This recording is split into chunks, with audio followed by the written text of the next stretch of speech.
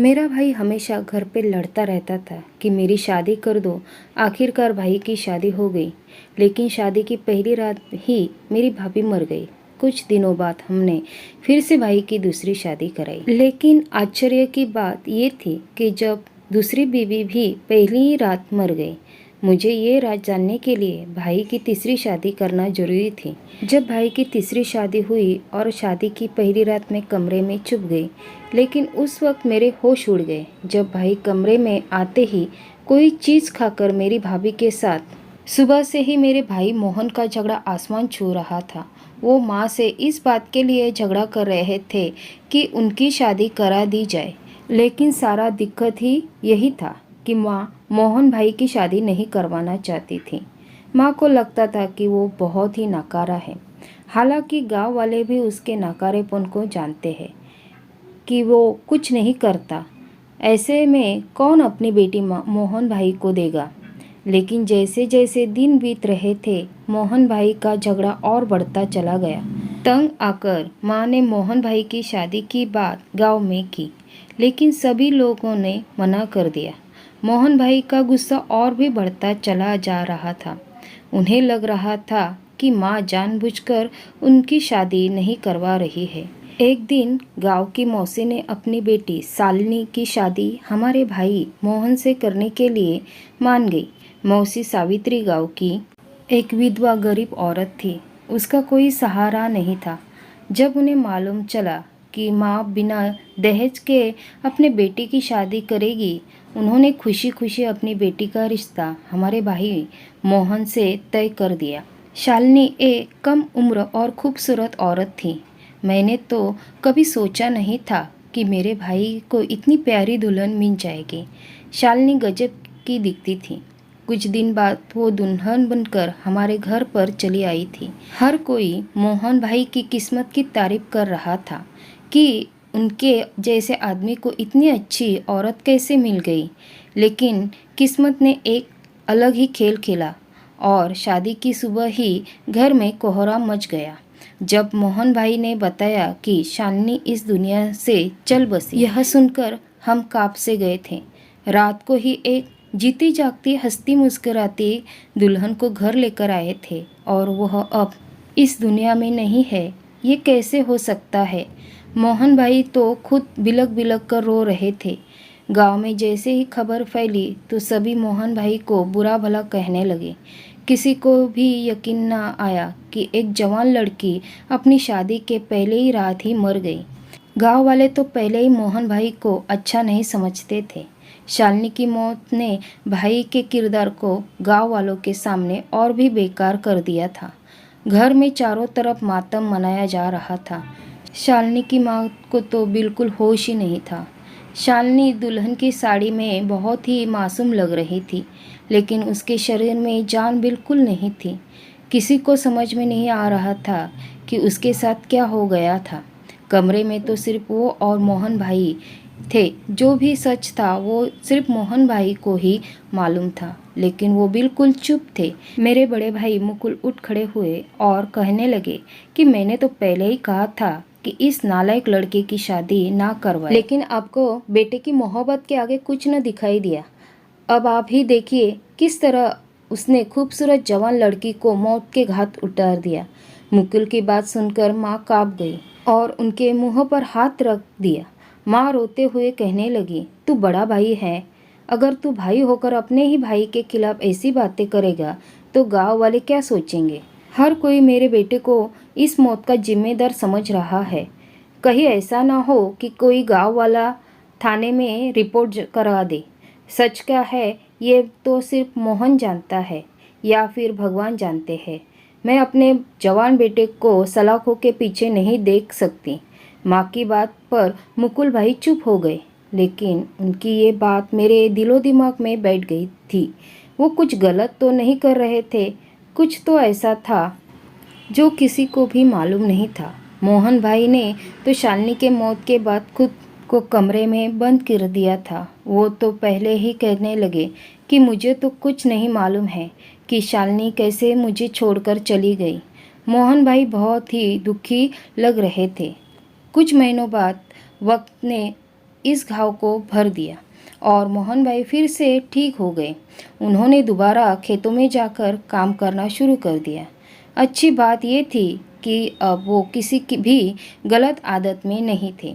गांव वाले भी शालिनी का किस्सा करीब करीब भूल चुके थे, क्योंकि यूं ही गांव में ऐसे किस्से होते रहते थे। इसीलिए लोग पुरानी बातों को जल्दी से भूल जाया करते थे और नए दिक्कतों का सामना करने लगते थे। लेकिन फिर कुछ ऐसा हुआ कि फिर से यह किस्सा लोगों के मुंहों पर वापस आ गया और फिर कुछ ऐसा हुआ जिसे सुनकर आपके रोंगटे खड़े हो जाएंगे। मेरा नाम निधि है। हम लोग आगरा के एक छोटे से गांव के रहने वाले हैं। मेरे 2 भाई हैं और मैं उनकी एकलौती बहन। मेरा बड़ा भाई मुकुल तो शुरू से ही अच्छा और नेक दिल का इंसान था, लेकिन उनसे छोटा भाई मोहन उनसे बिल्कुल उल्टा था। छोटे से उम्र में ही उसने गांव के स्कूल को छोड़कर गांव के खेतों को अपना मैदान बना लिया था। सारा वक्त खेल कूद करता और इसी वजह से पापा भी उससे बहुत नाराज रहते थे। पापा को लगता था कि जैसे जैसे मोहन बड़ा होगा तो शायद वह सुधर जाए और अपनी जिम्मेदारियों का एहसास करने लग जाए। लेकिन पापा यही राह देखते देखते इस दुनिया से चल बसे। हर गुजरते दिन के साथ साथ मोहन का जो चलन था वह और बिगड़ता चला गया। न उसने पढ़ाई की और न ही उसने अंदर कोई टैलेंट था।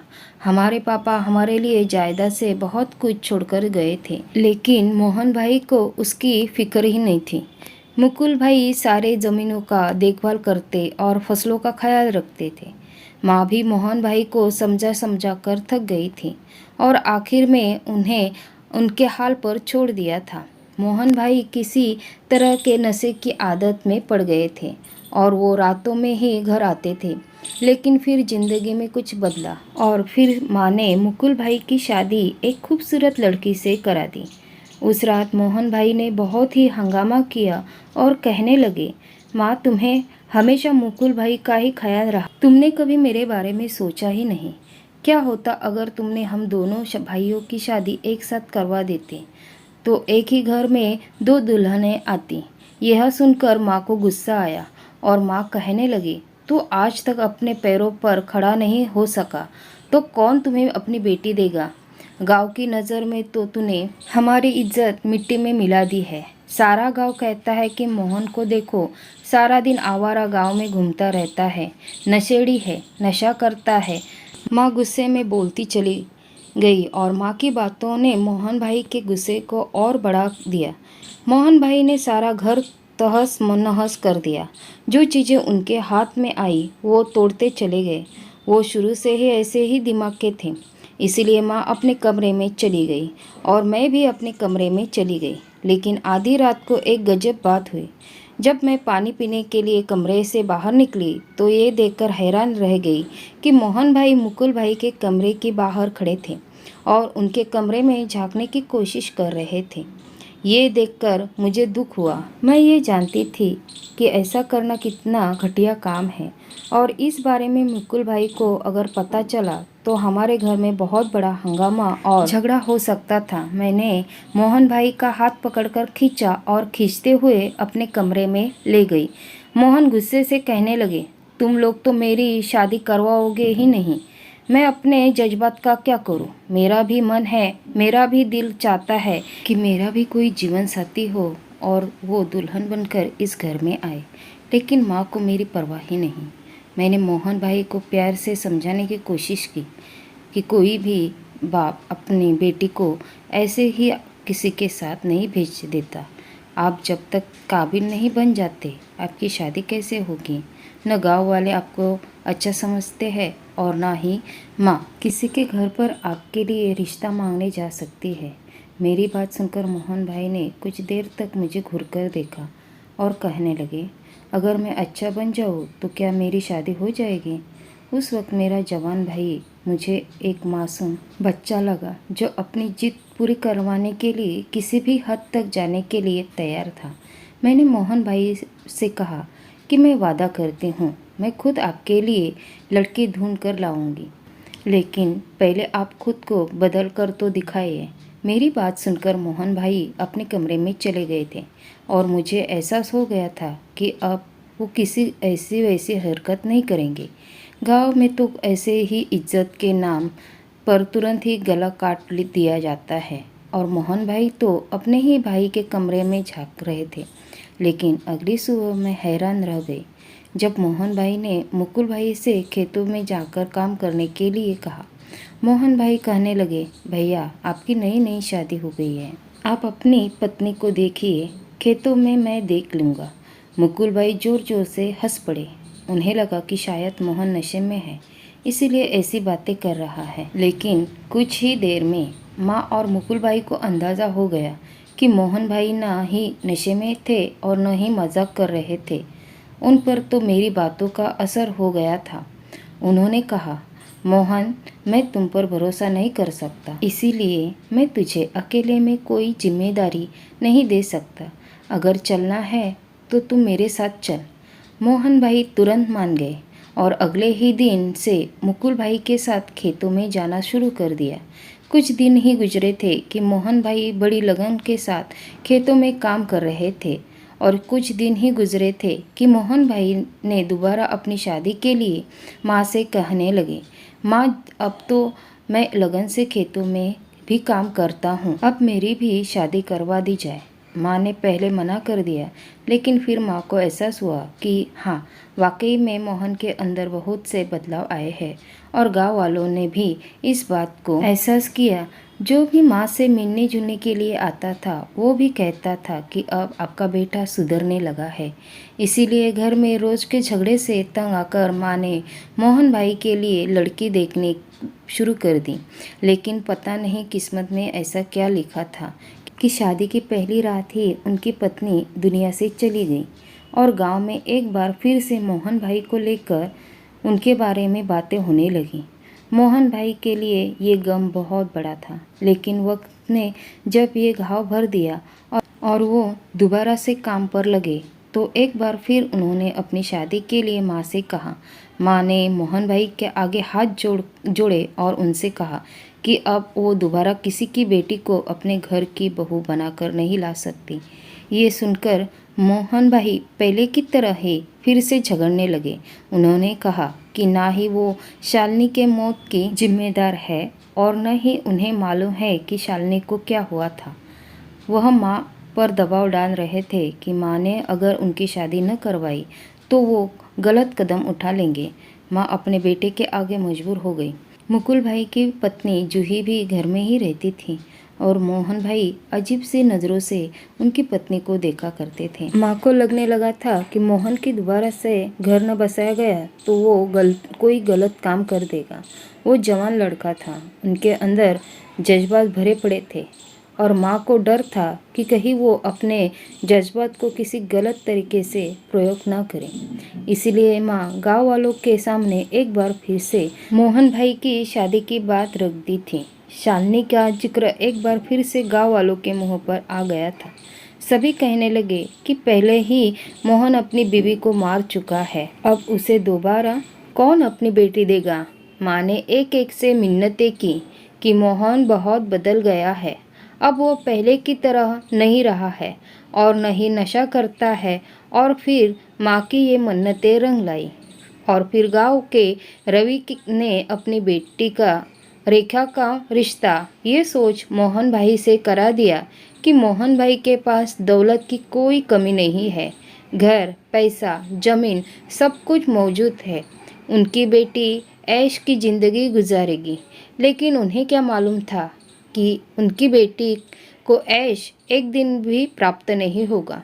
माँ ने रेखा को घर लाने से पहले बहुत सारे पूजा पाठ हवन करवाए, गरीबों को खाना भी खिलवाया और बुरी नज़र भी उतारी। जो कुछ माँ अपने बेटे की खुशी के खातिर कर सकती थी वो सब कुछ कर दिया, और रेखा को अपने घर दुल्हन बनाकर लाई।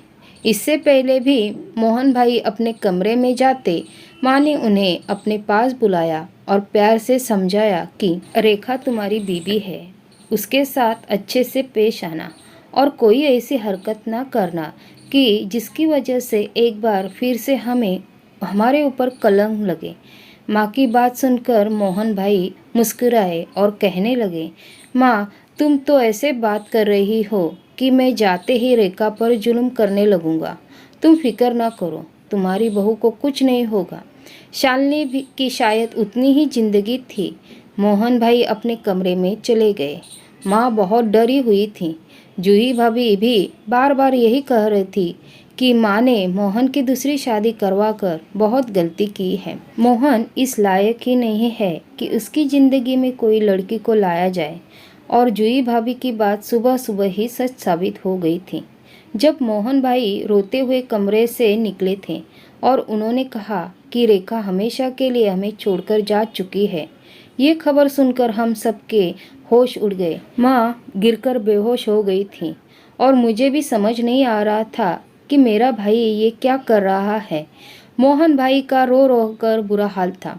मुकुल भाई उन्हें बहुत ही बुरा भला कह रहे थे और साथ ही माँ को भी कोस रहे थे कि माँ ने क्यों दोबारा से मोहन की शादी करवाई।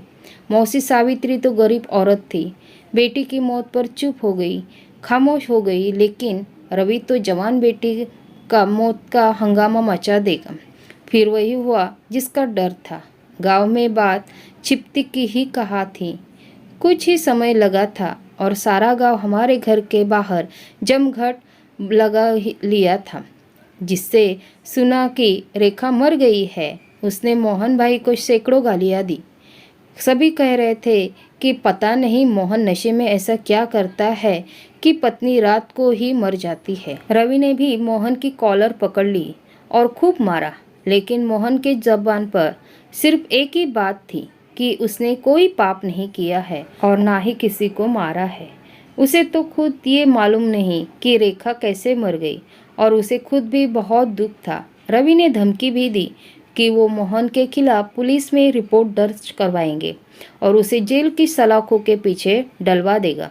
मुकुल भाई ने बड़ी मुश्किल से रवि के आगे हाथ जोड़कर इस मामले को खत्म करवा दिया और माँ को भी कह दिया था कि अब वो मोहन को समझा दे कि ना ही उसकी शादी हो सकती है और ना ही उसके घर से निकलने की जरूरत है, क्योंकि गांव वाले उसके दुश्मन बन चुके हैं। ये बात एक रहस्य बनकर रह गई थी कि शालिनी के बाद रेखा कैसे मर गई और आखिर मोहन की किस्मत में ही शादी की रात बीवी की मौत क्यों लिखी हुई थी। कोई मोहन भाई के किरदार पर उंगली उठा रहा था तो कोई उसे बदकिस्मत ठहरा रहा था। कुछ दिन मोहन ने घर में ही रहकर गुजार लिए, लेकिन वो एक जवान मर्द थे। कब तक चार दीवारी में बंद रह सकते थे। मुकुल भाई के मना करने के बावजूद भी वो दोबारा से खेत और ज़मीन पर जाना शुरू कर दिया था। कुछ दिन तो गांव वालों ने उन्हें देखकर बहुत बातें बनाई और हंगामा भी किया, लेकिन धीरे धीरे सब अपनी ज़िंदगी में मगन हो गए। मगर एक नया तकलीफ उस वक्त खड़ा हुआ जब मोहन भाई ने एक बार फिर अपनी शादी की बात की और माँ से कहा कि वो शादी के बगैर नहीं रह सकते। उनके जज्बात उन्हें गलत कामों के लिए उकसाते हैं। अच्छा यही रहेगा कि माँ आसानी से उनकी ख्वाहिश को पूरा करवा दे। मोहन भाई की बात पर माँ भड़क उठी और कहने लगी, तू बहुत ही बेहया हो गया है। तुझे अपनी माँ के सामने ऐसी बात करते हुए शर्म नहीं आती? पहले ही तेरी वजह से दो मासूम लड़कियां जान से हाथ धो बैठी है। अब मैं किसी तीसरी को सितम का निशाना नहीं बनाने दूंगी। माँ की बात सुनकर मोहन भाई कहने लगे, तू ये कैसी बातें कर रही है? मैंने किसी लड़की के साथ कुछ गलत नहीं किया। तू माँ होकर मुझ पर भरोसा नहीं करेगी तो दुनिया वाले कैसे करेंगे? अगर तूने खुद से ही मेरी शादी ना करवाई तो मैं कोई ना कोई गलत कदम उठा लूँगा। मोहन भाई हमेशा से ही धमकी देते थे और उन्हें मालूम था कि माँ उसकी धमकी के आगे हार जाती है। माँ कहने लगी, अगर मैं तेरा रिश्ता करवाना भी चाहूँ तो तू ये बता, अब कौन तुझे अपनी बेटी देगा? मोहन भाई ने कहने लगे, माँ तू दूसरे गांव से अपने किसी रिश्तेदार के घर से बेटी लेकर आ। मोहन भाई की बात सुनकर माँ सोच में पड़ गई और कहने लगी, ठीक है, मैं आखिरी बार तेरी शादी करवा देती हूँ, लेकिन अगर इस बार कोई ऊंच नीच हुई तो शादी की बात को पूरी तरह से भूल जाना। मुकुल भाई के कानों में जब यह बात पड़ी तो उन्होंने माँ के आगे हाथ जोड़ लिए और कहने लगे, पहले ही रवि के चंगुल से तेरे बेटे को बहुत मुश्किल से बचाया है। गांव में तो हम बदनाम हो ही चुके हैं, अब खानदान वालों में बदनामी ना करवाए। माँ ने मुकुल से कहने लगी, तू भी जानता है कि मोहन पहले से ही बहुत सुधर गया है। ऐसा ना हो कि अगर मैं उसकी शादी ना करवाऊँ तो यह पहले की तरह नशे की लत में पड़ जाए और दोबारा से आवारागर्दी करने लगे। मुकुल के मना करने के बावजूद भी माँ ने दूसरे गांव से किसी रिश्तेदार के यहाँ निशा का रिश्ता मोहन भाई से तय करवा दिया। निशा की उम्र थोड़ी ज़्यादा हो गई थी और वो गांव की दूसरी लड़कियों की तरह खूबसूरत भी नहीं थी, इसीलिए उसकी शादी अभी तक नहीं हुई थी। और जब माँ ने मोहन भाई के लिए निशा का हाथ मांगा तो निशा के माँ बाप ने खुशी खुशी रिश्ते के लिए हाँ कर दिया और हम निशा को मोहन भाई की तीसरी बीवी बनाकर सादगी से अपने घर ले आए। माँ ने मोहन भाई की शादी की खबर गांव वालों को नहीं लगने दी थी। माँ को डर था कि कहीं एक बार फिर उसके बेटे की खुशियों को किसी की नज़र ना लग जाए। माँ ने कोई खुशी वाला प्रोग्राम भी नहीं किया था, इसीलिए भाभी ने हमेशा की तरह खुद ही घर पे मावे के लड्डू बना दिए। मुँह मीठा करने के लिए गांव में मेवे के लड्डू खाए जाते हैं। हम सब ने निशा भाभी के आने की खुशी में लड्डू खाए। मैंने निशा को कमरे में बिठा दिया और खुद उसके लिए दूध लेने किचन में आई तो जूही भाभी किचन में ही थी। हालांकि वो किचन में बहुत कम ही आती थी, इसीलिए उस वक्त उन्हें किचन में देखकर मैं चौंक गई। वो लड्डू बना रही थी। मैंने जूही भाभी से पूछा कि आप ये लड्डू किसके लिए बना रही है। जूही भाभी कहने लगी, तुम्हारे मुकुल भाई ने कहा है कि लड्डू उन्हें बहुत पसंद आए हैं, उन्हें और लड्डू खाने हैं। मैंने गरम गरम दूध के 2 गिलास उठाए और भाभी से कहा, ठीक है, मैं भाई के कमरे में ये दूध के गिलास रख के आती हूँ, फिर मैं सोने के लिए चली जाऊँगी। जबकि मेरा ऐसा कोई इरादा नहीं था। मैंने सोच लिया था कि मैं आज की रात मोहन भाई के कमरे में छुप कर गुजारूंगी। वैसे तो ये काम अच्छा नहीं है, लेकिन जिस तरह मेरी 2 भाभियाँ शादी की पहली रात ही मर गई थी, उसके पीछे की वजह को मैं जानना चाहती थी। मैं दूध के गिलास कमरे में रखने के लिए गई तो निशा बाथरूम में ही थी। मैंने मौके का फ़ायदा उठाया और कमरे में ही छुप गई। मोहन भाई काफ़ी देर बाद कमरे में आए थे। निशा घूंघट उठाकर बिस्तर पे बैठी थी।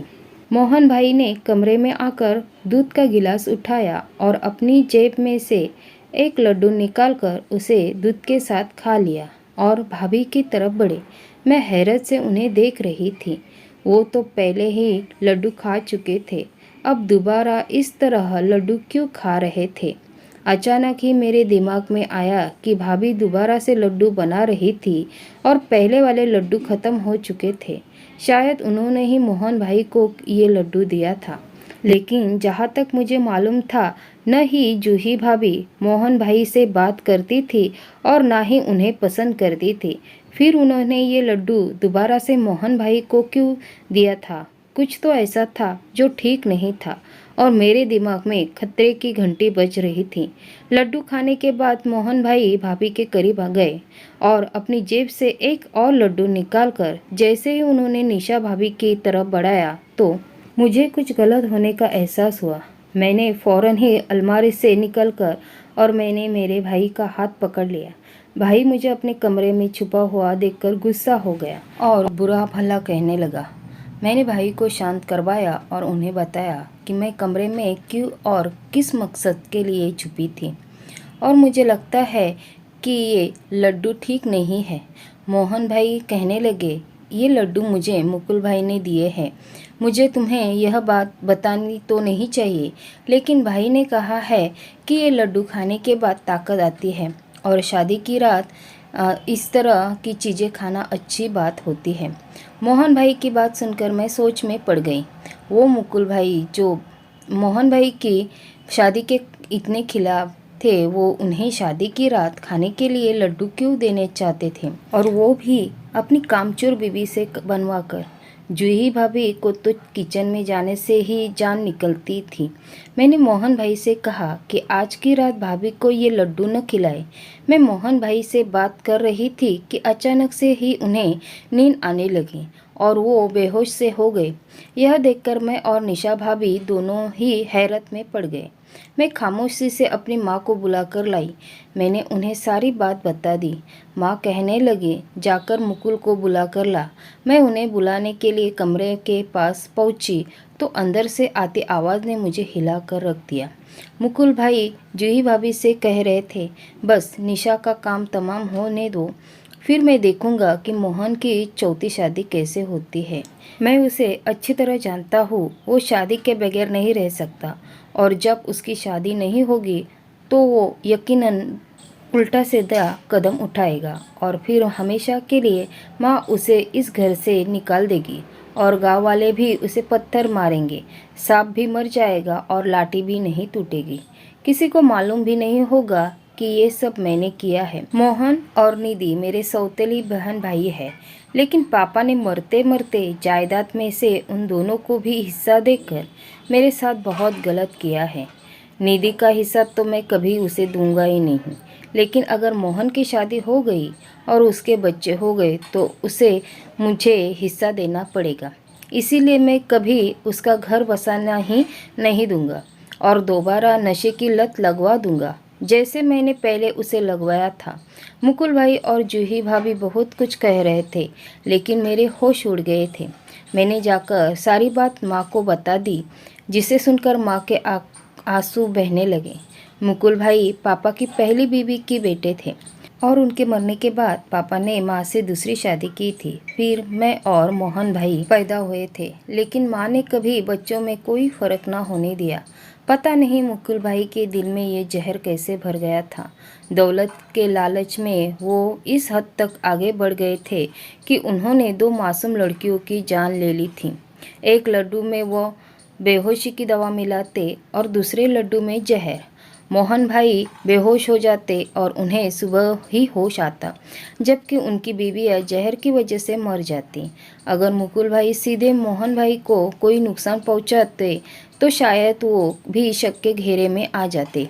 इसीलिए उन्होंने बहुत चालाकी से ये प्लान बनाया था। मगर सच कभी छुपता नहीं और एक न एक दिन सामने आ ही जाता है। मोहन भाई को सुबह जब होश आया तो माँ ने उन्हें सारी बात बता दी।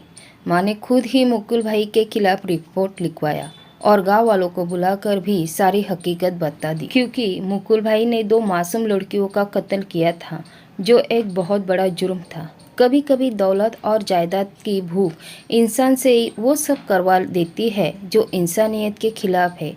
आप लोग कमेंट में बताइए, जो कुछ मुकुल ने किया क्या वो ठीक था? क्या कोई लालच में इस कदर भी गिर सकता है? क्या आपने भी कुछ ऐसे लोग देख रखे हैं? कमेंट में अपनी राय जरूर दें। धन्यवाद दोस्तों।